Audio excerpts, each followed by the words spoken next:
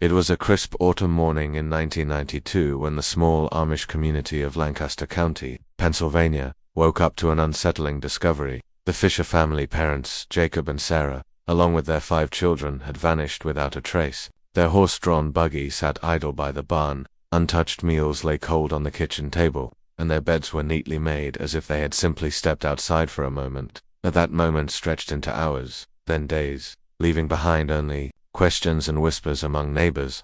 This wasn't just any disappearance. It was as though the Fisher family had been plucked from existence, and yet, 10 years later, a single clue emerged, a detail so subtle, so easily overlooked, that it sent ripples through the tight-knit Amish community and reopened wounds long thought healed. The Fishers weren't just another family in the county. They were pillars of the community, known for their kindness, hard work, and unwavering faith. Jacob Fisher was a master carpenter whose handiwork could be seen in many homes across the valley. Sarah, his wife, was beloved for her warm smile and her ability to make anyone feel welcome at their dinner table. Their children, ranging in age from 6 to 16, were fixtures of the local schoolhouse and church gatherings. Life for the Fishers revolved around simplicity, tradition, and devotion to God. To see them vanish overnight seemed almost impossible, like watching a tree disappear from its roots while standing perfectly still. Yet there they weren't leaving behind more questions than answers than those early days after the disappearance. Speculation ran rampant. Some whispered about foul play, pointing fingers at outsiders who might have harbored ill intentions toward the peaceful Amish way of life. Others wondered if internal strife within the community had driven the family away. A few even dared to suggest something supernatural, citing strange omens reported in the weeks leading up to the event, livestock behaving erratically, unexplained shadows moving through fields late at night, and an eerie silence settling over the usually bustling farmstead. Despite countless searches, interviews, and prayers, no solid evidence surfaced. The authorities eventually closed the case due to lack of leads, but the people of Lancaster County never forgot. For them, the Fisher family's absence became a haunting reminder of how fragile life truly is. As the years passed, the story faded into legend, passed down from one generation to the next, like a ghost tale told by candlelight. Children grew up hearing about the family that disappeared, and adults shook their heads whenever the topic came up, as if saying their names aloud might summon some unseen force. But then, in 2002, something changed. A young boy named Caleb Yoder, barely 10 years old, noticed something peculiar during Sunday service at the local meeting. While glancing out the window, he spotted what appeared to be a faint mark carved into the wooden frame, a symbol that resembled nothing anyone had ever seen before. At first, it was dismissed as mere graffiti, likely left by mischievous teenagers seeking attention, but when Caleb mentioned seeing similar symbols etched into trees near the old Fisher property, curiosity turned to unease. Word spread quickly throughout the community, reigniting old fears and suspicions. What did these symbols mean? Were they connected to the Fisher family's disappearance? Or worse, were they a sign that whatever happened all those years ago wasn't finished yet? The elders convened an emergency meeting, bringing together leaders from neighboring districts to discuss the findings. It was decided that a thorough investigation would take place, not just of the symbols but also of the Fisher property itself, which had remained largely untouched since the day they vanished. Volunteers combed through every inch of land, searching for anything that might shed light on the mystery. What they found or didn't find only deepened the enigma. One particularly chilling discovery came when a group of men ventured into the attic of the Fisher home, a space rarely visited even by the family themselves. There, hidden beneath layers of dust and cobwebs, they uncovered a series of journals belonging to Sarah Fisher. The entries painted a picture of a woman grappling with inner turmoil, hinting at secrets she couldn't bring herself to share with her husband or neighbors. One passage stood out above all others. "I fear we are being watched, not by man, but by something else entirely." Those words sent shivers down the spines of everyone who read them. Had Sarah known something was coming? Was her premonition tied to the symbols now appearing across the countryside? Meanwhile, tensions began to rise within the community. Not everyone agreed on how to proceed. Some believed the symbols were harmless coincidences, perhaps remnants of an old folk tradition, forgotten over time. Others argued they were warnings, signs meant to communicate danger. A few even suggested contacting outside authorities, breaking the Amish tradition of self-reliance to seek help from the modern world.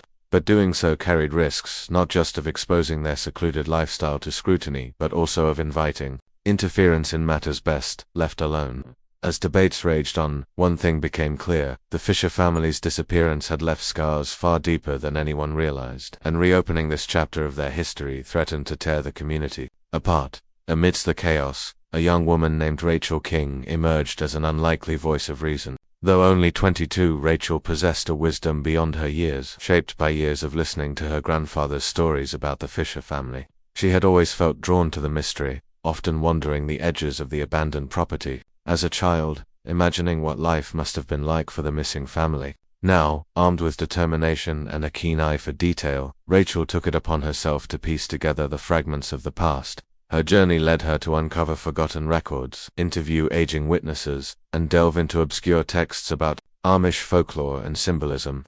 Each step brought her closer to understanding, but also closer to danger. Rachel's efforts revealed connections no one had considered before. She learned that the Fisher family had received several anonymous letters in the months leading up to their disappearance, each containing cryptic messages written in the same style as the symbols now appearing around the county. These letters, stored away in the town archives, hinted at a sinister presence lurking in the shadows. One letter in particular caught Rachel's attention. "You cannot hide from what seeks you. Leave while you still can." The handwriting matched none of the locals, raising the possibility that someone or something from outside the community had targeted the Fishers specifically. But why, and where had they gone? As Rachel dug deeper, she began experiencing strange occurrences of her own. Doors slammed shut without explanation. Shadows moved where no one stood. Once, while examining Sarah Fisher's journals late at night, she swore she heard footsteps pacing above her head, though the house was empty. Friends urged her to stop, warning that she was meddling with forces she didn't understand, but Rachel couldn't turn back. Every clue she unearthed pulled her further into the labyrinth of secrets surrounding the Fisher family, until she reached a conclusion that chilled her to the bone. The Fishers hadn't left willingly. They had been taken, but taken by whom or what? That question loomed larger with each passing day. The symbols, the letters, the eerie details in Sarah's journals all pointed to a malevolent entity operating just beyond the edge of comprehension. Yet proving such a theory seemed impossible. How could anyone convince a skeptical community to believe in something so intangible? More importantly, how could they protect themselves if whatever took the Fishers decided to return? Rachel knew she was running out of time. Something was stirring, awakening from whatever slumber it had fallen into. And as the 10th anniversary of the Fisher family's disappearance approached, the entire county braced itself for what might come next. On the eve of that fateful anniversary, Rachel gathered a small group of trusted friends and shared everything she had discovered. Together they devised a plan to confront the mystery head-on, venturing into places most feared to tread. Armed with lanterns, courage, and faith, they set out under the cover of darkness, determined to uncover the truth once and for all. But, as they neared the heart of the Fisher property, a dense fog rolled in, swallowing the landscape whole. Shapes flickered in the mist, voices whispered indistinctly, and the air grew heavy with an unnatural chill. Just as they reached the barn where the investigation began decades earlier, a blood-curdling scream pierced the night. When the group rushed inside, they found nothing. Only the faint outline of a new symbol etched into the wooden floorboards, glowing faintly in the moonlight. And then, silence. The silence that followed the scream was deafening, pressing down on Rachel and her companions like a weight too heavy to bear. Their lanterns flickered erratically, casting distorted shadows against the barn walls. The symbol etched into the floor seemed to pulse faintly, as if alive, drawing their eyes despite their instinctive urge to look away. It wasn't just any mark, it mirrored the ones found near the meeting house and scattered across the countryside, but was far more intricate, almost like a map or a message waiting to be deciphered. As they stood frozen, trying to process what had happened, Caleb, Yoda, the boy who first noticed the symbols, broke the stillness with a shaky voice. "We need to leave. Now." But Rachel hesitated. Something about the scene felt unfinished, incomplete. She couldn't shake the feeling that this was exactly where the Fisher family's story had unraveled. Rachel knelt by the glowing symbol, her fingers hovering inches above it. Her mind raced through everything she'd uncovered. The cryptic letters, Sarah Fisher's ominous journal entries, the eerie sense of being watched that seemed to linger over the property even now. Could this symbol hold the key to understanding what had taken the Fishers? Or worse, was it a trap, luring them deeper into whatever darkness had claimed the family 10 years ago? Behind her, one of her friends whispered urgently, "Rachel, we can't stay here. This place, it doesn't feel right." He was right, of course. The air inside the barn carried an unnatural chill, and the faint scent of earth and decay filled their nostrils. Yet Rachel's curiosity burned brighter than her fear. She reached out, tracing the edges of the symbol with trembling hands. The moment her skin touched the wood, a sharp jolt shot through her body, forcing her to pull back with a gasp. For a fleeting second, images flashed before her: Jacob Fisher standing at the edge of a field, Sarah clutching her youngest child close, all of them staring up at something vast and shadowy, blotting out the sky. When Rachel regained her composure, she turned to the others, her face pale but resolute. "We're missing something," she said firmly. "This isn't random. Whoever or whatever took them left clues for us to find, and I think they want us to follow them." Her words sent a ripple of unease through the group, but no one argued they trusted Rachel's instincts, even if they didn't fully understand them. Slowly, reluctantly, they began examining the barn more closely, searching for anything else that might connect to the symbol. That's when they found a hidden compartment beneath a loose plank in the floor.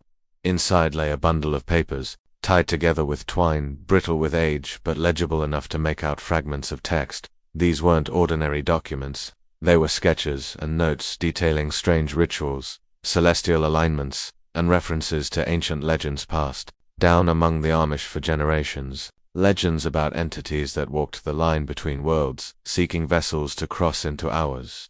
As Rachel sifted through the pages, a subplot emerged, one that hinted at divisions within the community long before the Fisher family vanished. Some of the writings referenced dissenters within the Amish faith, individuals who believed in practices deemed too dangerous or unorthodox to share openly. According to these notes, certain families had secretly preserved knowledge of these rituals, believing they could protect their people from unseen threats. But such knowledge came at a cost. One passage described a deal struck decades earlier, a pact made with forces beyond human comprehension. If true, it suggested that the Fisher family's disappearance might not have been random after all. Perhaps they had stumbled upon secrets never meant to be uncovered, or worse, perhaps they had been chosen as part of some larger plan. Meanwhile, tensions outside the barn grew palpable. News of Rachel's expedition spread quickly, reaching the ears of those who preferred the past remain buried. Elder Joseph Hochstetler, a stern man known for his strict adherence to tradition, confronted Rachel later that evening. His weathered face bore lines of worry as he warned her against pursuing answers that could jeopardize the entire community. "Some things are better left alone," he said gravely.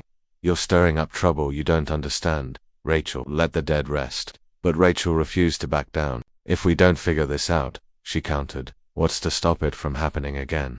What's to stop us from disappearing next?" The elder stared at her for a long moment before shaking his head and walking away, leaving Rachel with a gnawing sense of foreboding back at her home. Rachel pored over the documents late into the night, piecing together fragments of the puzzle.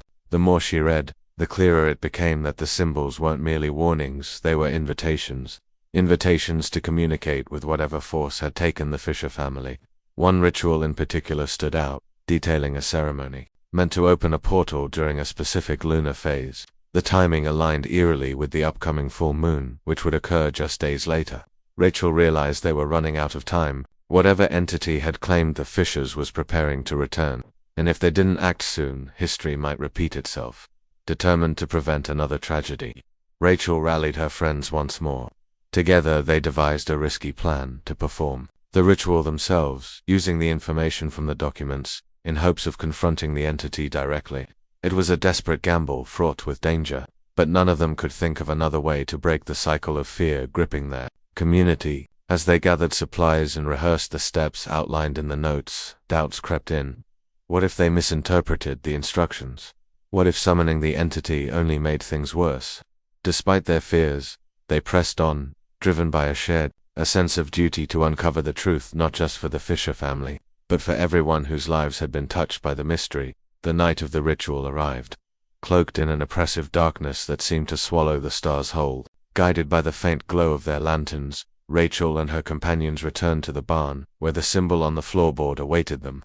Following the instructions meticulously, they arranged candles around its perimeter, lit incense, and recited the phrases scrawled in the ancient texts. At first, nothing happened. Then, slowly, the air shifted.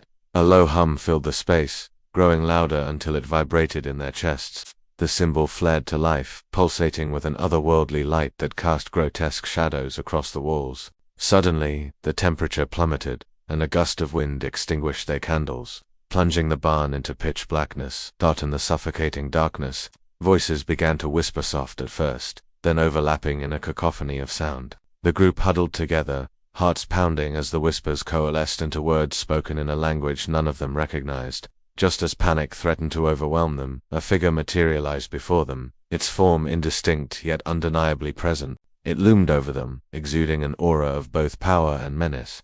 Before anyone could react, it spoke a single word that echoed through the barn like thunder. Why? The question hung in the air, heavy with implication. Why had they come? Why had they dared to interfere? And most importantly, why did they think they could escape unscathed?